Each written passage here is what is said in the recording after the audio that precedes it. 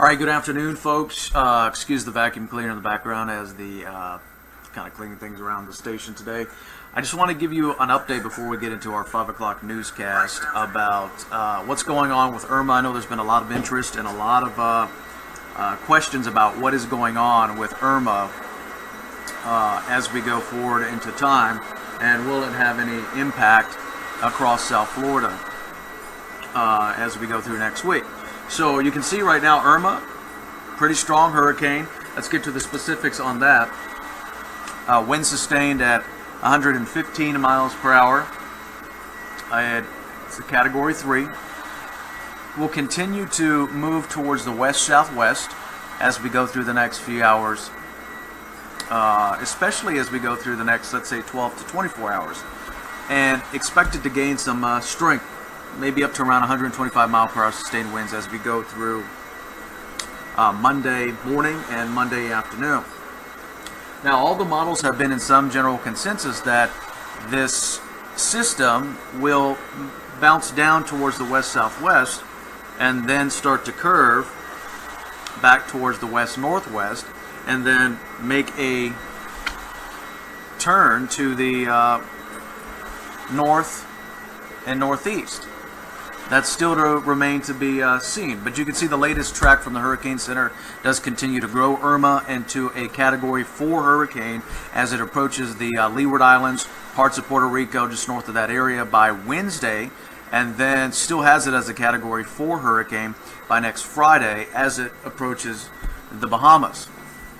So that's the latest on IRMA as we know right now. Winds at 115. It's going to fluctuate over the next day. It's going to bounce up to 120. It'll bounce back down to 115. So that's what's going on with the storm system.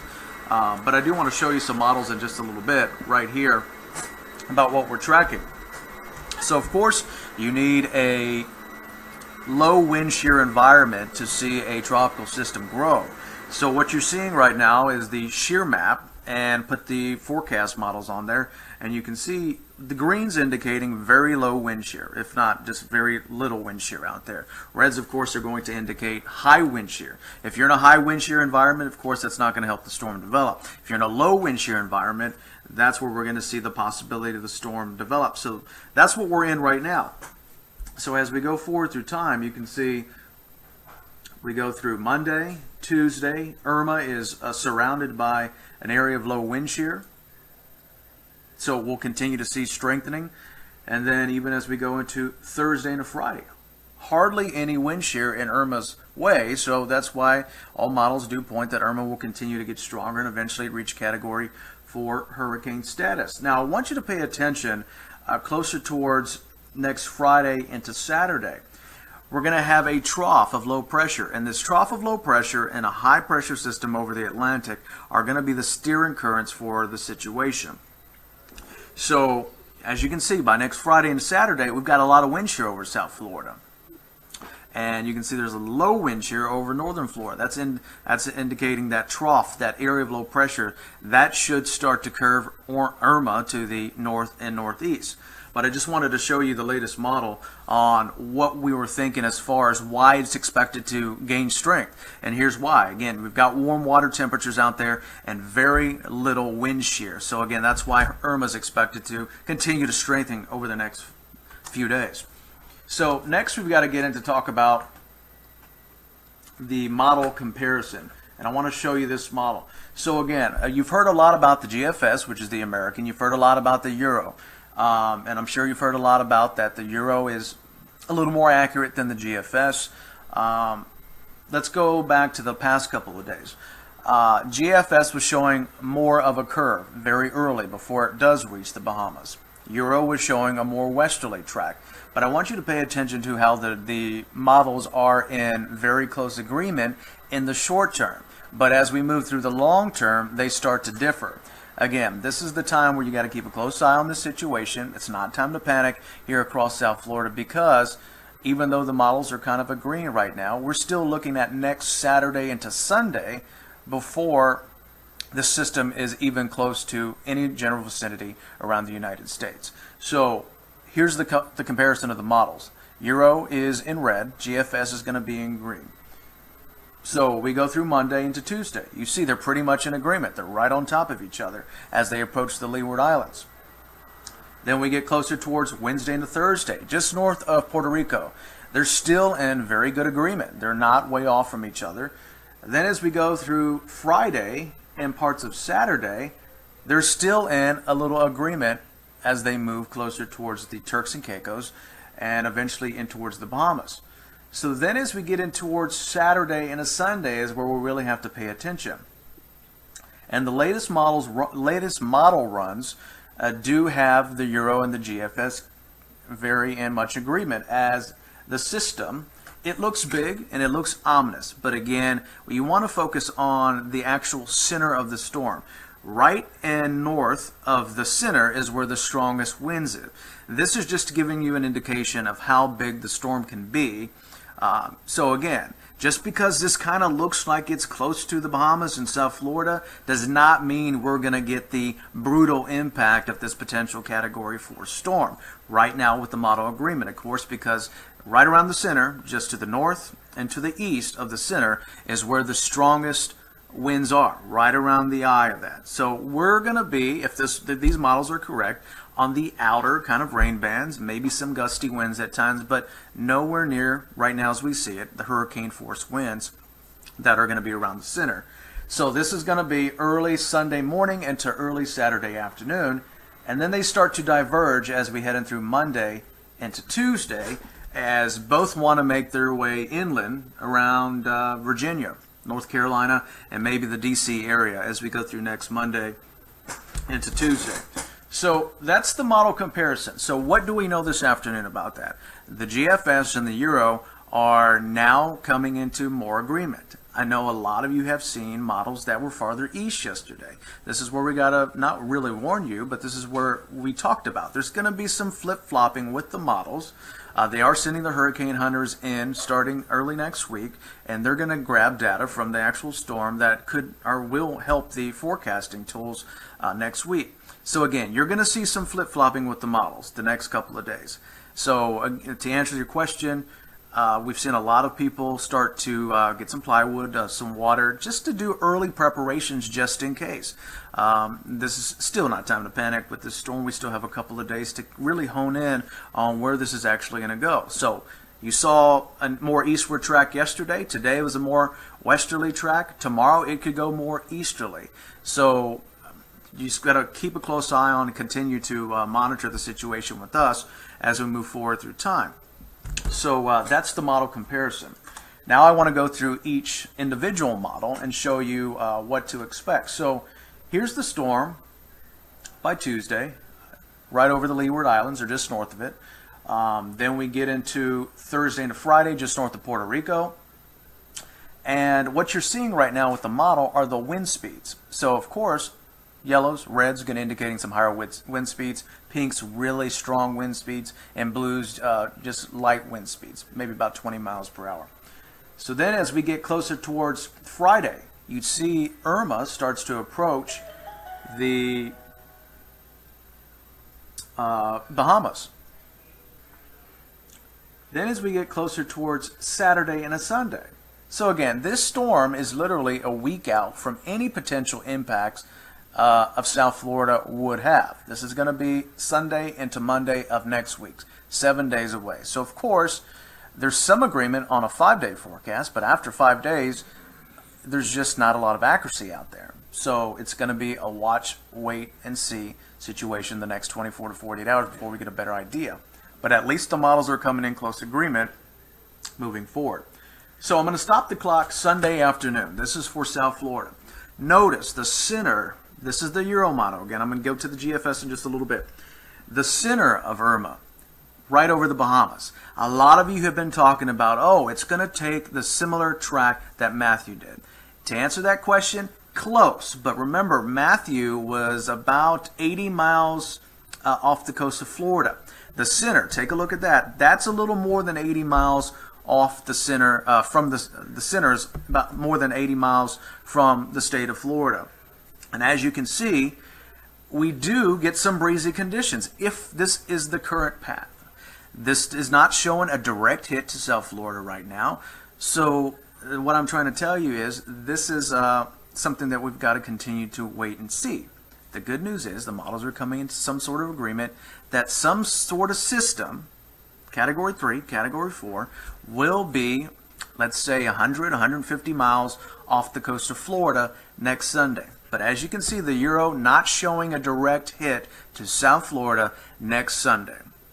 What you are seeing are the outer rain bands that could potentially give us some gusty winds at times, maybe 30 to 40 miles per hour. But the main bulk of the energy, the highest winds right around the center, and that's going to be over the Bahamas, about 150 miles away from the state of Florida. So that's the Euro model. And then as we go past Sunday, quickly moves up the East Coast, and then as you can see, moves in towards North Carolina, Virginia, and the DC area. That's the Euro. So let me show you the GFS. GFS, similar path. So we go through Wednesday, Thursday, Leeward Islands, just what the Euro is saying. Then we get into Thursday and Friday, just north of Puerto Rico. Then we get into Saturday, late Friday into Saturday, it's just east of the Bahamas. Then let's go to the exact location that we stopped the Euro at Sunday afternoon. And as you can see, the center, the GFS is showing the center of IRMA 150 miles to 200 miles off the coast of Florida with no direct hit. So what we know for certain is there's expected to be a curve towards the north and eventually move away from the state. Yes, this looks super close to Florida and everyone wants to panic about this situation, but let's keep it real. The highest winds are right around the center of that storm. So when you think about Category 3 or Category 4 status, the highest winds are going to be right around the eye wall, around the center. So as you can see, the state of Florida is on the outer bands, about 150 to 200 miles away from the center. So this doesn't look like it's going to be a direct hit with the latest model runs of South Florida. So this isn't the time to panic that we're going to get 130 or 140 mile per hour sustained winds across South Florida. That, as at this point, that doesn't look the case. Of course, you got to hone in on the center. That's where the strongest winds are going to be. And as you can see from both the Euro and the GFS, that keeps it off the coast of Florida. Good news. Not to say that we won't see any rain bands with some wind gusts in them. We could see 30 to 40 mile per hour winds as the system is off our coast. Yes, we could see that. But we're not, at this point in time, going to see those Category 3, Category 4 hurricane winds. Those are going to be right around the center of the hurricane. So those are the latest two models that I wanted to show you. I know a lot of people are freaking out. This is not the time to do that. Of course, we're going to get more information in. And just like you saw last night, everyone was starting to breathe a sigh of relief because the models were shifting east. Well, overnight runs and early afternoon runs came in and models shifted back west. So what I'm trying to tell you is the models tonight, when we get the model information in, they could eventually shift back towards the east. And this is a wait and see thing, but I just want to keep it real with you for our folks around South Florida and the southeast. You have to be close to the center of IRMA to see those very, very strong winds. And right now, both models not painting a direct hit to South Florida or anywhere around the Florida coast. Yes, it looks so close, and yes, it looks very ominous and big. This is going to be a big storm, no doubt. But we're not going to be near the center that is going to experience the higher winds. Okay, so that's what we're looking at right now. I just wanted to give you the latest update, what we had this afternoon, and just keep it real with you about what we're seeing. I won't be surprised to see the model shift back towards the east tonight. It's just one of those things. But what we're seeing is that Euro and the GFS are really starting to agree. So that does tell us that there is some certainty in these forecasts moving forward. Now, after 5 days, that forecast accuracy drops off. But if you were to look for a time frame right now, just to give you an average about these both models are saying, it looks like early Sunday through Monday would be the timing that this system could be off the coast of Florida. So that's going to be the timing.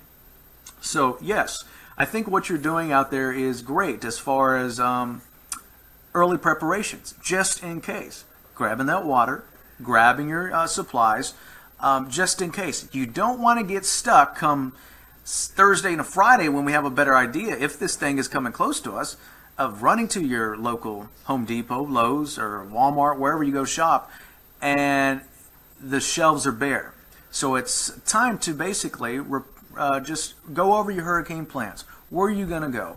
Just start reviewing that right now, just in case that worst case scenario comes true, and you got to get out of Dodge. Again, not time to panic. I know tomorrow's Labor Day. You want to have a chill Labor Day. And I think right now, it's not time to panic. Just keep a close eye on the situation. We're bringing you the latest models and what we know. So that's the latest on the storm and what we know. Of course, we're going to get an update at 5 o'clock. But this is why we're doing these Facebook Lives, because we want to give you the latest information. What we get in, just bring it to you so you're informed and you can make your decisions right now. So South Florida and the Southeast, again, not time to panic right now. We got a couple of days to watch it to see if it could actually turn earlier. That's the thing. We'll get a better idea after Monday, and then we'll start to make a plan moving forward.